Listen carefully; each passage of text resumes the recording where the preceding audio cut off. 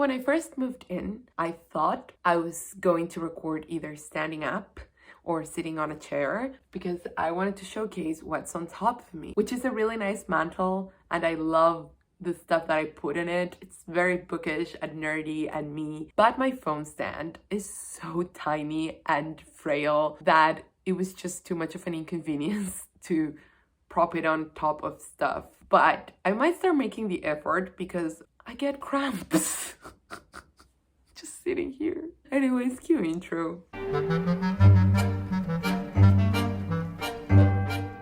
Hello everybody, I'm Roxy, this is Get a Bibliophile, and today I'm here to wrap up The Master's Tools Will Never Dismantle the Master's House by Audre Lorde. This was my pick for February. I will link that announcement down below as well as the March announcement. I am so happy I chose this because I've been wanting to read some Audre Lorde for such a long time and because it's short.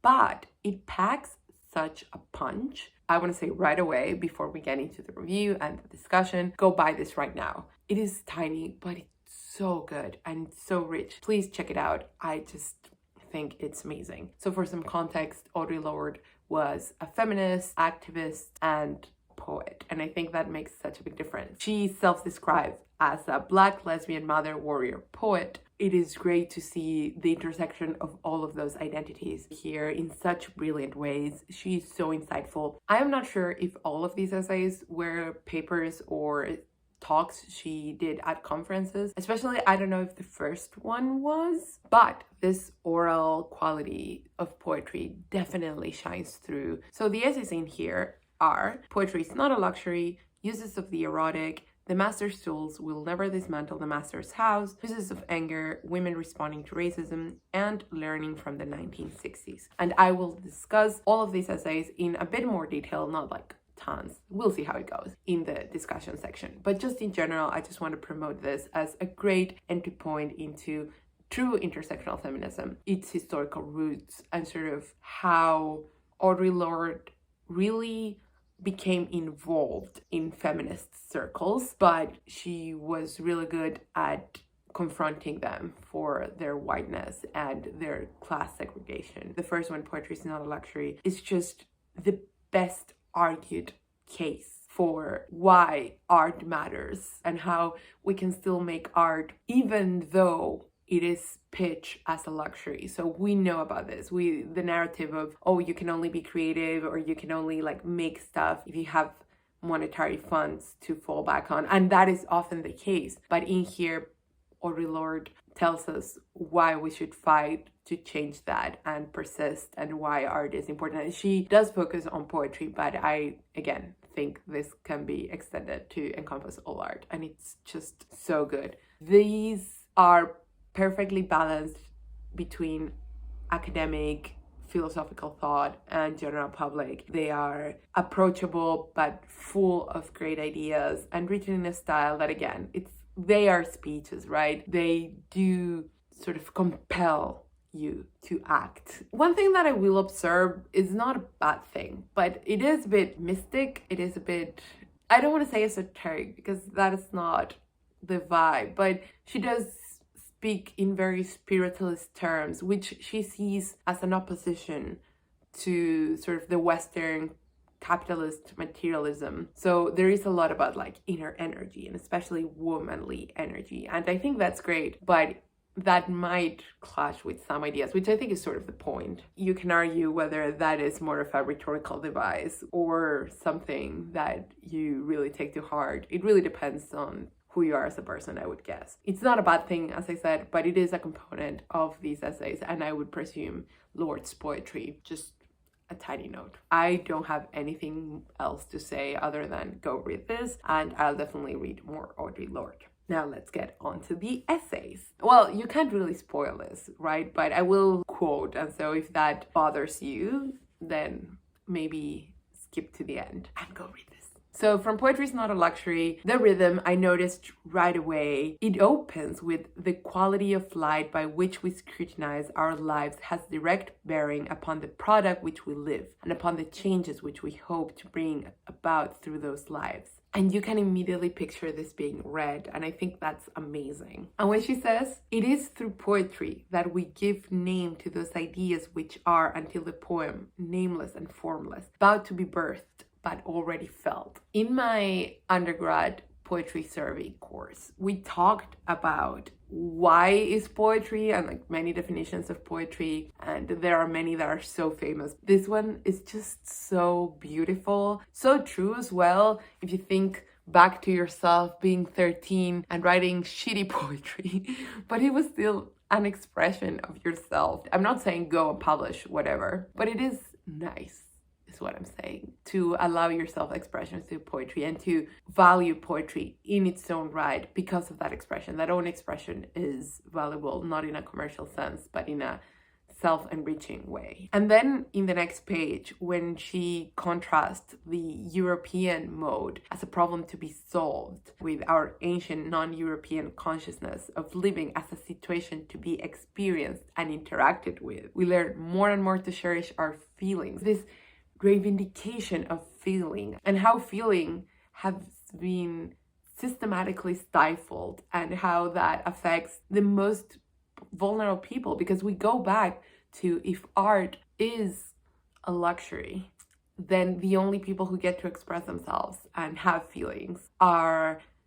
rich people. Her distinction between the erotic and the pornographic, and again this continuation of the theme of feeling and reivindicating feeling and sensation as modes of knowledge, is amazing. Western philosophy, which is what we are all taught, if we are lucky enough to be taught some philosophy, we get this distinction, right, between thinking and feeling and how those are different. And she really reivindicates the erotic in that sense, in what it means to feel things and allow to feel pleasure, not just in the sexual. And that's actually an issue. She says that the erotic has been relegated only to the pornographic and to the bedroom and to the sexual, and that is not what it should be. So, and how she turns that to excellence. So I highlighted this bit where it says, this internal requirement towards excellence, which we learn from the erotic, must not be misconstrued as demanding the impossible from ourselves nor from others.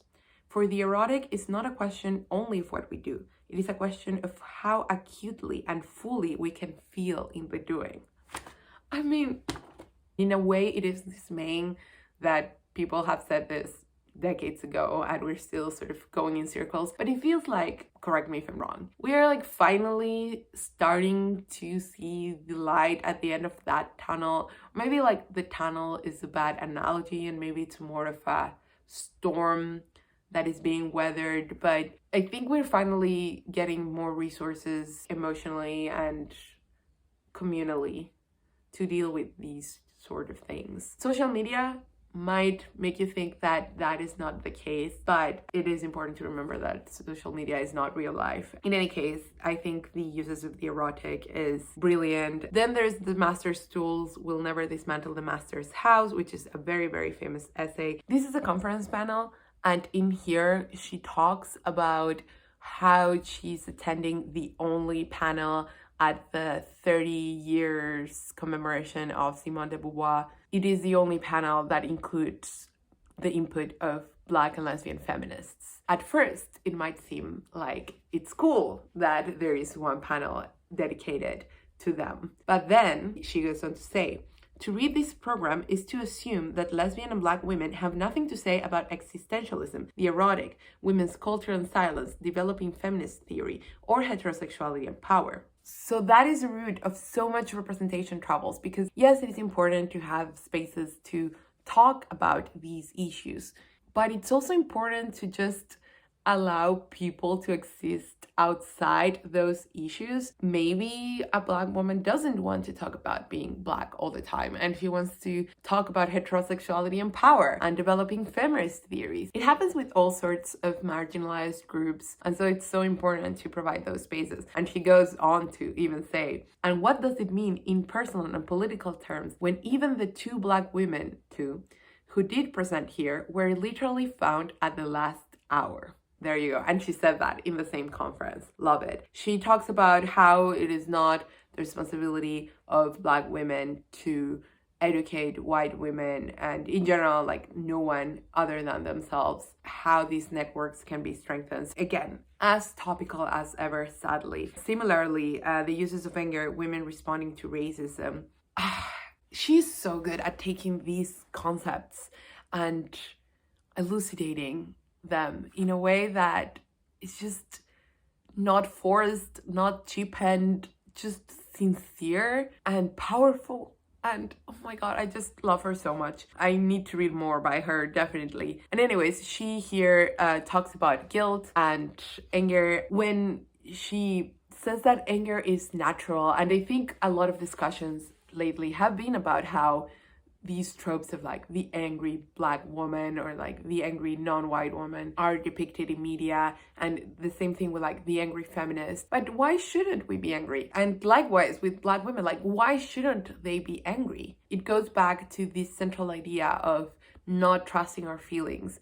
Our feelings are misleading, which is a very Western philosophy idea, right? She does say she has no use for guilt though, and she explains why. And all those levels of talking about why guilt is no good, but it does have its uses. If it prompts true action, it's good. If it stays at complacency and like, oh, I feel guilty, I've admitted it, that's it, what use is it? She has this famous line, which I really love, and I think a lot more people need to be reminded, myself included. I am not free while any woman isn't free, even when her shackles are very different from my own. And then the final learning from the 1960s, again, wraps this collection up nicely. I've been saying all the time that these ideas are very topical, but they are nicely expressed, and it's a bit dismaying that we've had to go back to these things over and over. She does say there are no new ideas, just new ways of giving those ideas we cherish breath and power in our own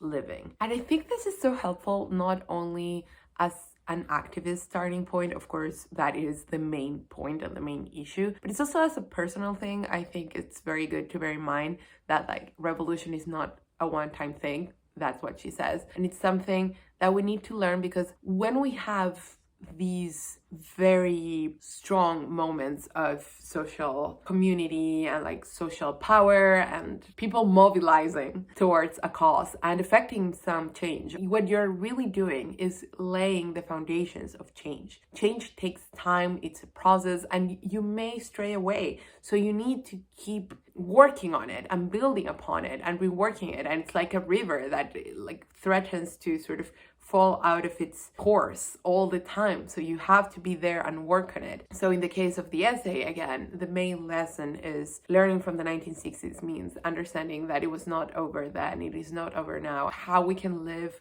with the fact that change is always a process that is happening, but we also need to take care of ourselves in the present. She says, we are making the future as well as bonding to survive the enormous pressures of the present, and that is what it means to be a part of history. Yeah, she talks about other great activists such as Malcolm X and Lorraine Hansberry, this idea of like community and ongoing support. It's just so good. This has probably been my longest book club video. When I was reading these essays, I knew I wanted to give space to each and every one of them. Please let me know if you liked this format more. I don't think I'm going to do that with all of the books, so like don't worry, it will not become like a super book report or anything. And I also think there is an advantage of me recording like a few days after having read it, so I'm going to try and go back to that. In any case, let me know what you thought of this book if you read it, either now